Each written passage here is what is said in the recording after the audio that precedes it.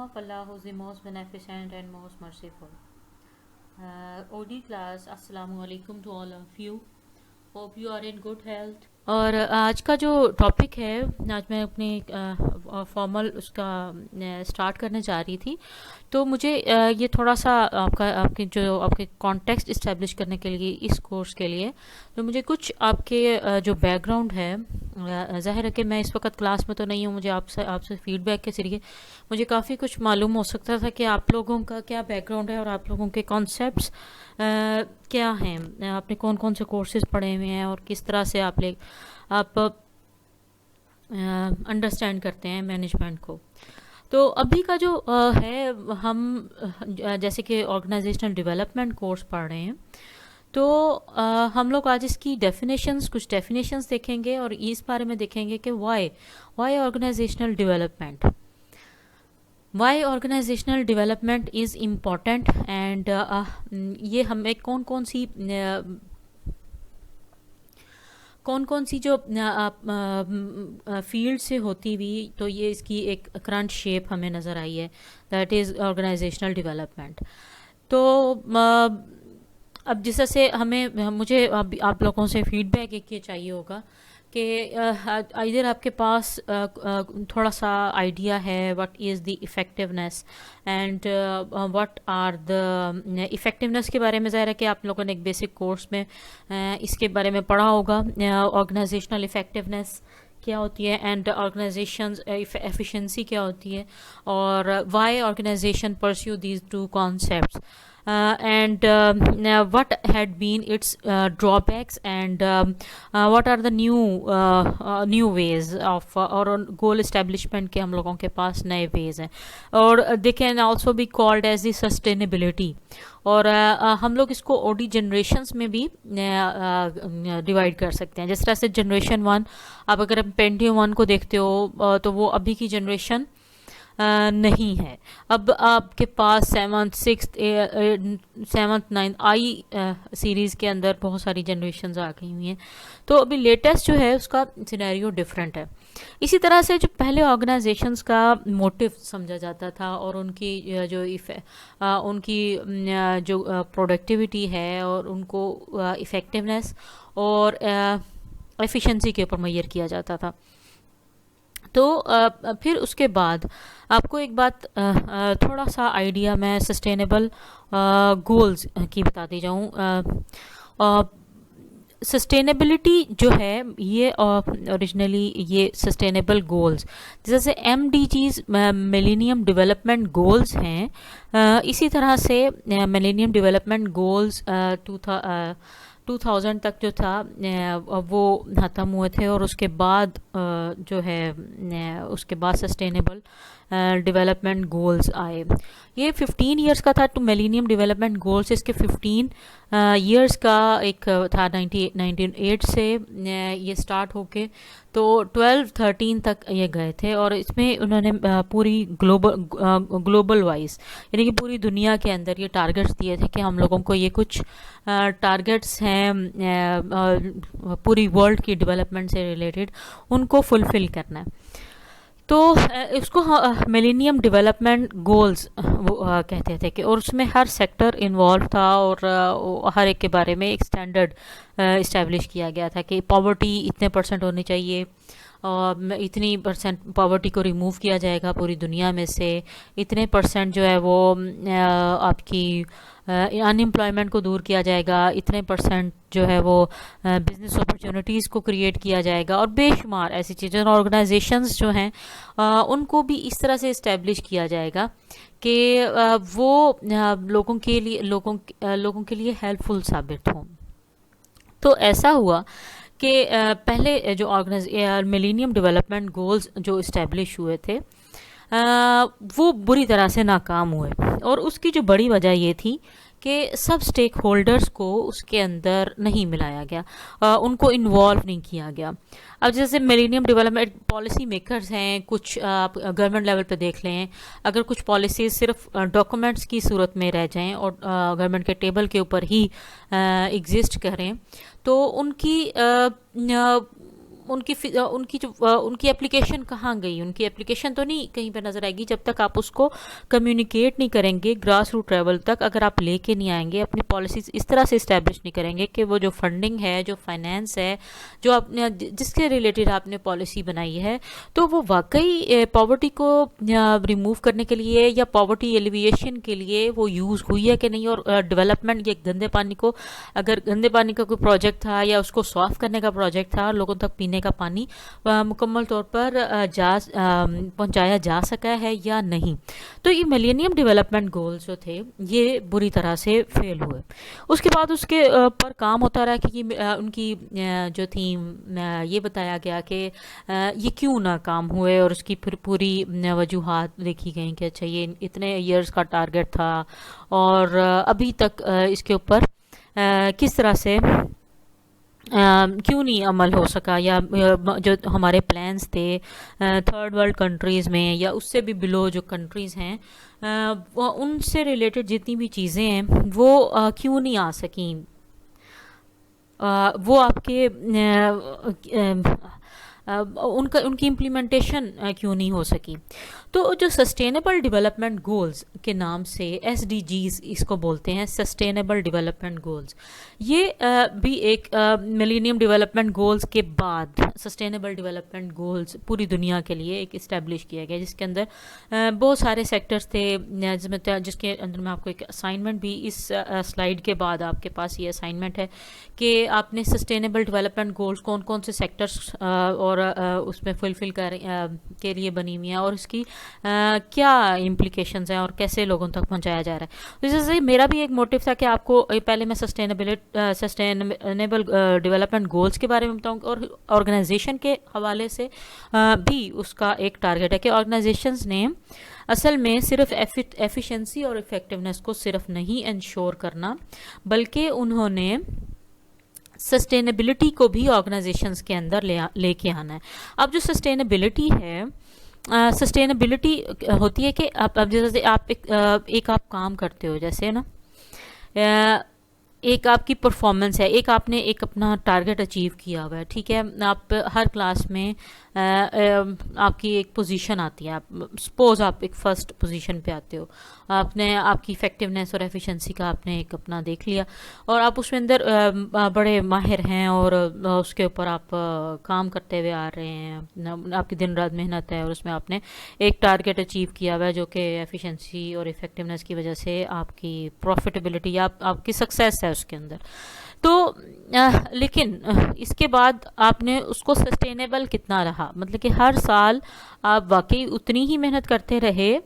और उसको इस्टेब्लिश करें। सस्टेनेबिलिटी का मतलब है कि आपकी चीज़ एक सस्टेन करे फॉर लाइफ लॉन्ग, ज़िंदगी भर। ये ऐसा ना हो कि किसी एक साल में आपकी मेहनत इतनी थी और आपका जो गोल था वो अचीव हो गया और किसी साल में आपकी मेहनत बहुत ही कम थी और उसकी वजह से जो थी आप लोगों की या फिर आप उसके ऊपर मुकम्मल तौर पे अपने ऑर्गेनाइजेशंस के गोल्स को अटेन करने के लिए तवज्जो नहीं दे सके। तो ऑर्गेनाइजेशंस की लाइफ के अंदर जो है वो अगर हम लोग देखें तो बहुत सारी ऐसी ऑर्गेनाइजेशन जो 20 साल पहले एग्जिस्ट करती थी बुरी तरह से फेल हो गई हुई हैं और ख़त्म हो गई। और ऐसी ऐसी ऑर्गेनाइजेशंस थी जैसे वर्ल्ड कॉम और बहुत बड़ी ऑर्गेनाइजेशन इसमें 1000+ एम्प्लॉयज़ काम किया करते थे और ये वो ख़त्म हो गई। वो उसमें उनकी सिर्फ टेक्नोलॉजी वजह नहीं बनी, लेकिन बहुत सारी और वजूहत थी। मतलब कि एक ऑर्गेनाइजेशन है वो कंप्यूटर्स बनाती है, तो वो कंप्यूटर्स को बनाने में जब तक वो अपने आप को अपग्रेड नहीं करती रहेगी वक्त के साथ साथ, तो उसकी सस्टेनेबिलिटी इंश्योर नहीं हो सकेगी और वो क्या करेगी, वो ऑर्गेनाइजेशन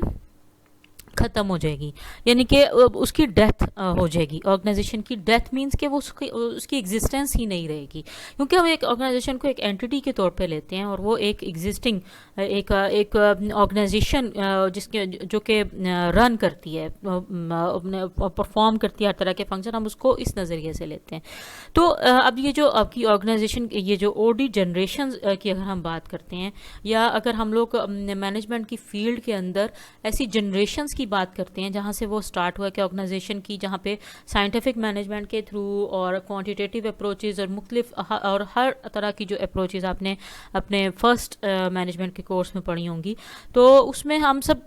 सारे इफ़ेक्टिवनेस, अब जैसे इफ़ेक्टिवनेस और एफिशिएंसी को इंश्योर करने के लिए हर काम किया जाता था। तो अब एफिशिएंसी और इफ़ेक्टिवनेस जो है, no doubt they are very important. तो लेकिन उसके अलावा भी बहुत सारी ऐसी हैं, जिस तरह से अगर हम लोग एफिशिएंसी एंड इफ़ेक्टिवनेस को ही सिर्फ देखते रहेंगे तो हम लोग एक इंसान को, जैसे हम लोगों ने human relation school of thought में ये पढ़ा हुआ है कि इंसान को उसका प्रॉपर उसका हक, हम उसको मशीन के तौर पे हैंडल कर रहे हैं, बल्कि हम उसको इंसान नहीं समझ रहे। ठीक है, उसकी एफिशिएंसी, उसकी प्रोडक्टिविटी, उसकी हर तरह की जो है, हम लोग उसको उसकी एफिशिएंसी और इफेक्टिवनेस के ऊपर मेजर कर रहे हैं। तो ये एक मशीन कल्चर, आप समझ लें कि मैकेनिस्टिक कल्चर जिसको कहते हैं, तो ये उसको प्रमोट करता हुआ नज़र रहा है, ये जो कॉन्सेप्ट है एफिशिएंसी और इफेक्टिवनेस का। इसके बाद आपके पास है mechanistic and organic organizational structure. इन दोनों का डिफरेंस भी बिल्कुल सेम है, यानी कि आपको ऑर्गेनाइजेशंस जो है मैकेनिस्टिक, तो मतलब कि एक मशीन के तौर पे ऑर्गेनाइजेशंस को नहीं देखना चाहिए, क्योंकि ह्यूमंस उसमें एग्जिस्ट करते हैं और ह्यूमंस की फीलिंग्स होती हैं और इमोशंस होते हैं, और वो जब काम करते हैं तो वो थक भी जाते हैं, और उनको जो थक जाते हैं तो वो डीमोटिवेटेड भी हो जाते हैं, और अगर वो डीमोटिवेटेड होते हैं तो उनको मोटिवेटेड रखने के लिए काम के ऊपर ऑर्गेनाइजेशंस की बेशुमार एफर्ट्स हैं। तो ये ऑर्गेनाइजेशनल बिहेवियर जो हम लोग अगर हम पढ़ते हैं, तो ऑर्गेनाइजेशनल बिहेवियर इसको बहुत अच्छे तरीके से डील करता है, एक थ्योरी जो है ऑर्गेनाइजेशन बिहेवियर की। तो हम लोग जो ऑर्गेनाइजेशनल डेवलपमेंट कोर्स है, इसको हम ज़्यादा पढ़ेंगे साइकोलॉजिकल पॉइंट ऑफ व्यू से, यानी ऑर्गेनाइजेशनल के बिहेवियर के पॉइंट ऑफ व्यू से। एक तो हम लोग इसको एक स्टडी करेंगे, और कि हम लोग ऑर्गेनाइजेशंस को मैकेनिस्टिकली ना लेके चलें सिर्फ, बल्कि ऑर्गेनिक मतलब कि जिसमें हम लोग अपनी ऑर्गेनाइजेशंस की प्रोडक्टिविटी को इंश्योर करते हैं, या उनकी सक्सेस इस पॉइंट पे समझी जाती है कि वहाँ के लोग उनसे कितने खुश हैं। ठीक है, तो ये मैकेनिस्टिक और ऑर्गेनिक स्ट्रक्चर जो है, ऑर्गेनिक मींस कि वो कितने हेल्दी हैं, मतलब आप सुबह शाम काम करवा रहे हैं एक एम्प्लॉय से, तो वो कितना फिर भी कितना वो हेल्दी है और वो कितना हैप्पी है। तो हैप्पीनेस का जहाँ पर एलिमेंट है वो ऑर्गेनिक है आपका, और आपकी जो सेटिस्फेक्शन का जो एलिमेंट है, जहाँ पे एम्प्लॉयज़ जो हैं वो सेटिस्फाइड फील करें अपनी जॉब से, तो ये ऑर्गेनिक का है, ऑर्गेनिक ऑर्गेनाइजेशनल स्ट्रक्चर है। क्योंकि कोई भी इंसान हो जाए, कोई भी, वो अपने आप को मशीन के तौर पर काम करना पसंद नहीं करता। तो इस वजह से जो है हम लोग जो एप्लीकेशन देखेंगे इसकी, वो organisational behaviour school of thought से इसकी एप्लीकेशन देखेंगे ऑर्गेनाइजेशनल डेवलपमेंट कोर्स में। अब ऑर्गेनाइजेशन जो है, जो फोर्थ पॉइंट है आपका, ऑर्गेनाइजेशन एज ओपन सिस्टम्स।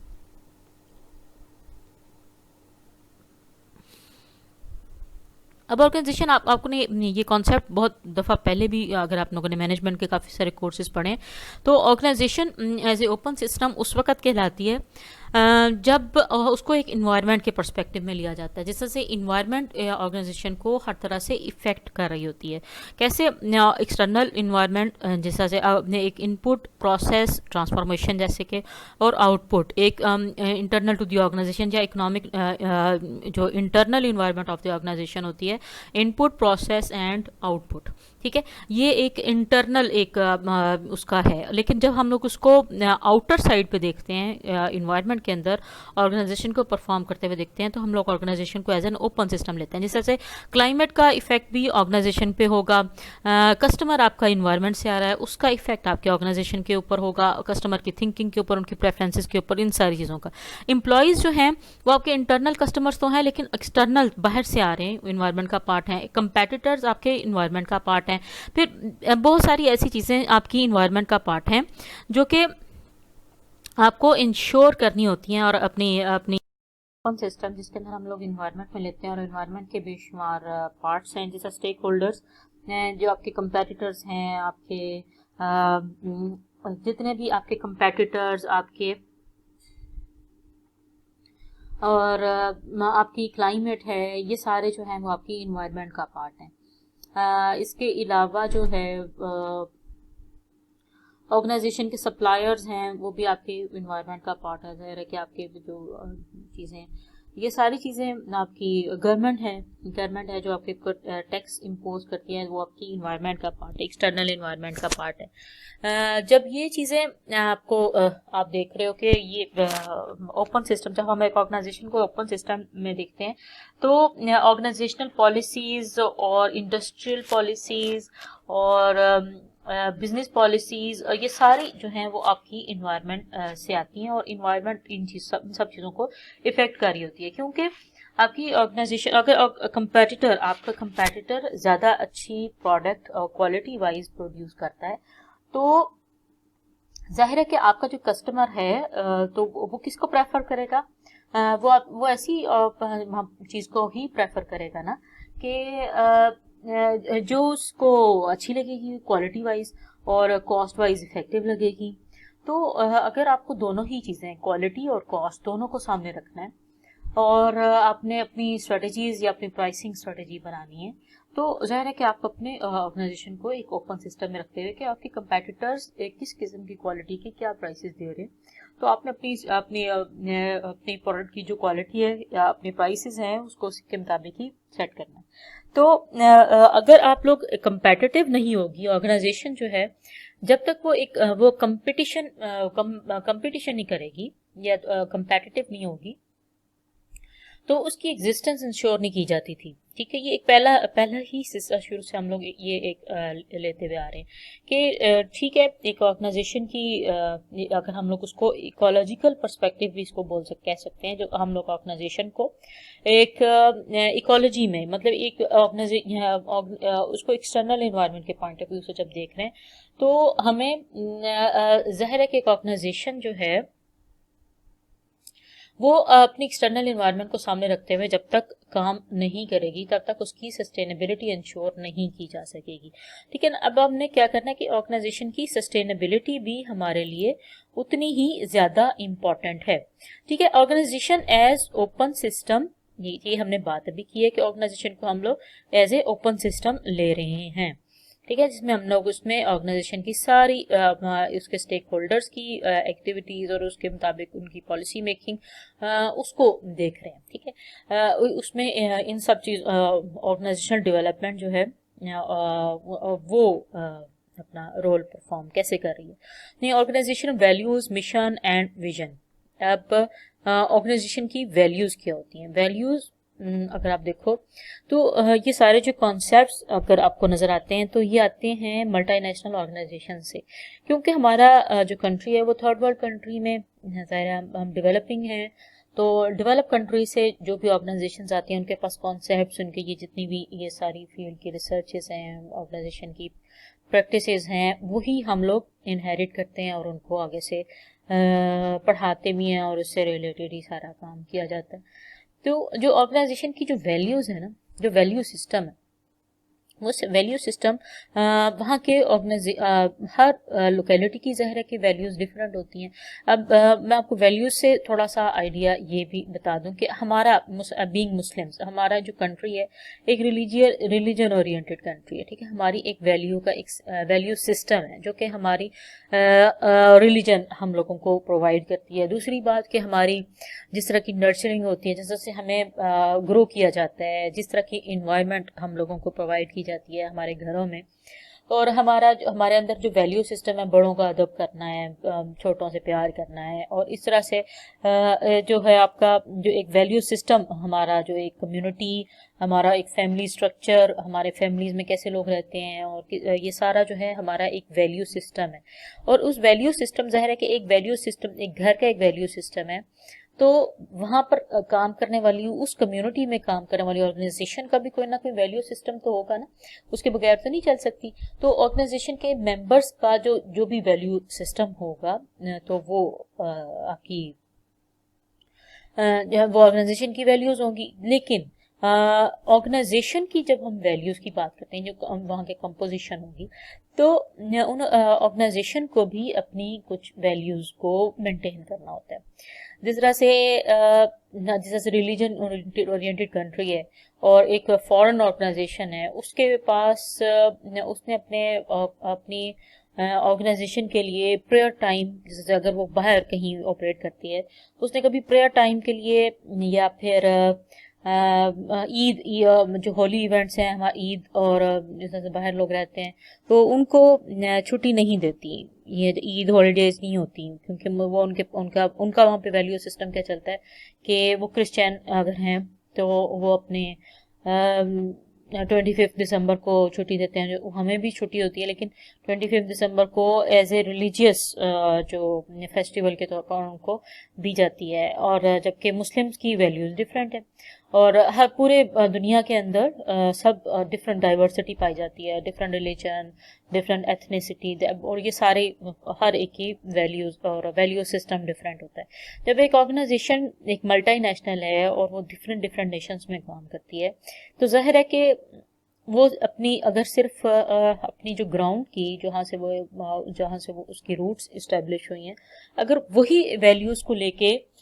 वो जाएगी तो जाहिर है कि वो बाइस्ड हो सकती है। अगर मुस्लिम कम्युनिटी उस एक लोकेलिटी में ज़्यादा काम करती है और वो अपनी ऑर्गेनाइजेशन की वैल्यूज़ को उस तरह से मोल्ड नहीं करती है तो वो लोगों से अच्छे तरीके से काम नहीं ले सकेगी। कहने का मतलब है असल में आपने लोगों को, जब आपने लोगों से काम लेना है, जरा हमने अपने प्रॉफिटेबिलिटी अपनी प्रॉफिट आपने कमाना है आपकी ऑर्गेनाइजेशन ने, तो जिस भी लोकेलिटी में वो काम करेगा, ऑर्गेनाइजेशन जिस भी लोकेलिटी में काम करेगी वहाँ की वैल्यूज़ को सामने रखते हुए और अपनी एक वैल्यूज़ जो कि उसने इनहेरिट किए हैं उन सब को सामने रखते हुए एक ख़ास किस्म की पॉलिसीज़ और ख़ास किस्म की वैल्यूज़ को इम्प्लीमेंट करवाएगी अपनी ऑर्गेनाइजेशन के अंदर। और या फिर कह लें कि जिस तरह की ऑर्गेनाइजेशन आउटपुट चाह रही है, जैसे अगर एक ऑर्गेनाइजेशन जो है उसके लिए कस्टमर बहुत इंपॉर्टेंट है, वो कस्टमर को ही गॉड समझता है, तो वो क्या करता है कि वो कस्टमर जो भी कहता है ना, तो उसकी वैल्यूज़ ये हिस्सा है कि वो कस्टमर की हर तरह की बात मानेगा, क्योंकि उसका जो पूरा वैल्यू सिस्टम है वो कस्टमराइजेशन के ऊपर डिपेंड कर रहा है। ठीक है, वो अब कस्टमर बेशक आपको गाली भी दे जाता है तो आपने उसको बोलना नहीं है। ठीक है, ये आपकी ऑर्गेनाइजेशन की एक वैल्यू है। ठीक है, तो जो भी ऑर्गेनाइजेशन की जो एक वैल्यू है, क्योंकि आपने अपनी प्रोडक्ट आपने सेल करनी है, कस्टमर्स को सेल करनी है, लोगों को सेल करनी है, तो आप लोगों से पंगा लेंगे तो ज़ाहिर है आपको बिजनेस तो इफेक्ट करेगा। तो एक तो ये बात है ऑर्गेनाइजेशन वैल्यूज क्या होते हैं, और मिशन फिर और विजन क्या होता है। एक मिशन होता है कि एक ऑर्गेनाइजेशन का ऑपरेशन, सबसे पहले हम विजन को देखते हैं कि विजन जो होता है वो हर ऑर्गेनाइजेशन का एक खास विजन होता है। कोई ना कोई जो कम्युनिटी की प्रॉब्लम को कोई भी सॉल्व किया जाता है। जैसे अगर गंदे पानी का मैं आप ले लूँ कि एक ऑर्गेनाइजेशन जो है वो पानी, जैसे नेस्ले है तो वो पानी की बॉटल्स बनाती है, तो वो पानी की बॉटल्स बनाती है और उसका विजन ये है कि मैं पूरी दुनिया के अंदर साफ पानी प्रोवाइड करूं। ठीक है, एक उसका विजन है पूरी दुनिया के अंदर। अब वो पूरी दुनिया को तो कवर नहीं कर रहा है ना, तो वो जिस अब उसका ये विजन है कि वो पूरी दुनिया को साफ पानी दे। ठीक है, ये अब एक कंपनी है, उसका विजन है, उसने एक सोसाइटी की प्रॉब्लम को आइडेंटिफाई किया और उसने ये सोचा कि मुझे ये पानी से रिलेटेड जो प्रॉब्लम्स हैं कम्युनिटी ये पूरी दुनिया की है, मैं उसको सॉल्व करूंगा। ठीक है, उसने पूरी दुनिया को एक उसका विजन अपना इस्टेब्लिश किया। और उसके बाद मिशन क्या होता है, उसने अपनी जितनी इस्टेब्लिशमेंट की, जिस इलाके में दुनिया के जिस ममालिक में उसकी प्रेजेंस है, नेस्ले की जिन इलाकों में प्रेजेंस है, तो वो उसके मिशन का पार्ट है। ठीक है ना, उसका मिशन ये है कि वो साफ पानी प्रोवाइड करेगी पाकिस्तान के इन इलाकों में। ठीक है, तो ये उसका है मिशन है तो आपका एक्शन प्लान। तो जो एक्शन प्लान है आपका एक्शन प्लान, पहले हम विजन की बात, जिसमें हम प्रॉब्लम पूरी देख के और उसका एक विजन एक वर्ल्ड वाइड यानी कि पूरी एक ग्लोबल लेवल पे उसको इस्टेब्लिश करते हैं। उसके बाद मिशन आपका है, मिशन में आप अपने जो विजन है उसको ऑपरेशनलाइज करते हैं। Operational definition of vision is mission, ठीक है। इन दोनों का कॉन्सेप्ट क्लियर आपको होना चाहिए। और उसके बाद फिर ऑर्गेनाइजेशन की वैल्यूज़ हैं, जहाँ से आपने ऑर्गेनाइजेशन के लोगों से काम लेना है, तो जाहिर है कि आपको वहाँ के रूल्स रेगुलेशंस, वहाँ पे लोगों की क्या वैल्यूज़ हैं, वहाँ पे क्या लोग वैल्यू करते हैं और लोग किसके ऊपर मोटिवेट होते हैं। जिस तरह आप एक मुस्लिम एम्प्लॉई है, आप यहाँ पर हमारे पेरेंट्स का बहुत ज़्यादा कदर की जाती है और एक फैमिली सिस्टम है। और हम आप देखते हो कि अगर ऑर्गेनाइजेशन ये देखती है कि हाँ इधर फैमिली स्ट्रक्चर ज़्यादा हैं और हमारे जो एम्प्लॉयज़ हैं वो गरीब बैकग्राउंड के हैं, इतने ज़्यादा अमीर नहीं है, ज़रा कि जो जॉब करने आ रहा है वो अमीर तो नहीं होगा, तो जो भी आपके पास काम करने आ रहे हैं वो उनकी प्रेफरेंसेस में ये शामिल है कि उनके पेरेंट्स खुश रहें। तो ऑर्गेनाइजेशन ऐसी पॉलिसीज बना लेती है, ऐसी वैल्यूज इस्टेब्लिश करती है कि आपके अगर पेरेंट्स बीमार हो जाते हैं तो आपके पेरेंट्स के लिए भी जो है आपको फंडिंग दी जाती है, ठीक है। तो अब ऑर्गेनाइजेशन जब इस तरह की वैल्यूज आपको अपनी रखती है तो वो एम्प्लॉय ज़ाहिर है कि आपके मोटिवेटेड रहेंगे, खुश रहेंगे और ऑर्गेनाइजेशन के साथ सिंसियर रहेंगे, ठीक है। तो ये जो सारी बातें हैं ये सारी आपकी वैल्यूज़ हमने इस तरह से बनानी है और उनको प्रमोट करना है कि ऑर्गेनाइजेशन के जो मेंबर्स हैं वो बहुत खुश रह सकें, सेटिस्फाइड रह सकें और ऑर्गेनाइजेशन और अपना फुल पोटेंशियल जो है वो ऑर्गेनाइजेशन के को दे सकें, ठीक है। अब एक्शन रिसर्च क्या है और ट्रेडिशनल रिसर्च क्या है, ये सारी जो मैं आपसे बातें डिस्कस कर रही हूँ ये सारी इनकी बेसिस हैं। एक्शन रिसर्च अगर आप लोगों ने चेंज मैनेजमेंट का कोर्स पढ़ा है तो वो एक्शन रिसर्च को आपने थोड़ा सा आइडिया लिया होगा कि जैसे एक काम परफॉर्म हो रहा है, ये वर्क हो रहा है, कोई भी एक हो रहा है, वर्क इन प्रोसेस है। तो आप जैसे एक बिल्डिंग बन रही है और बिल्डिंग बनने के दौरान तो आप उस वक्त की जो ऑब्जर्वेशन है, आप एम्प्लॉयज़ की, वहाँ के लोगों का क्या, आप लेबर की क्या फीलिंग्स हैं, वहाँ के मैनेजर्स को क्या फेस करना पड़ता है, रॉ मटेरियल की क्या सिचुएशन है, इन सब चीज़ों को जब आप ऑब्जर्व करते हो और उनको डॉक्यूमेंट करते हो, ठीक है। अब वर्क इन प्रोग्रेस था और इसके बाद आपने उन सब चीज़ों को डॉक्यूमेंट किया जिसमें आपकी सिर्फ फाइनेंस नहीं होगा, मतलब इतनी फंडिंग हुई और इतना नहीं हुआ या ये सब चीज़ें नहीं, बल्कि सारे एस्पेक्ट से ऑर्गेनाइजेशन को देखा जाता है और उनके बारे में एक एनालिसिस डेवलप किया जाता है, एक्शन रिसर्च होती है। जबकि जो ट्रेडिशनल रिसर्च जो है वो एक साइंटिफिक, आपको पता होगा कि जिस तरह से हम लोगों का जो जितनी भी फील्ड है वो हमने साइंस से इनहेरिट की है। मतलब हम अगर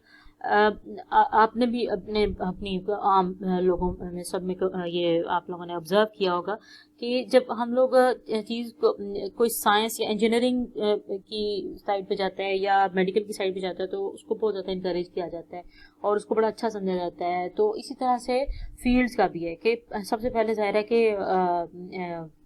जो साइंस थी उसने अपनी ग्राउंड्स बनाई एकेडमिक्स में, तो बाकी की जो सोशल साइंसेज हैं,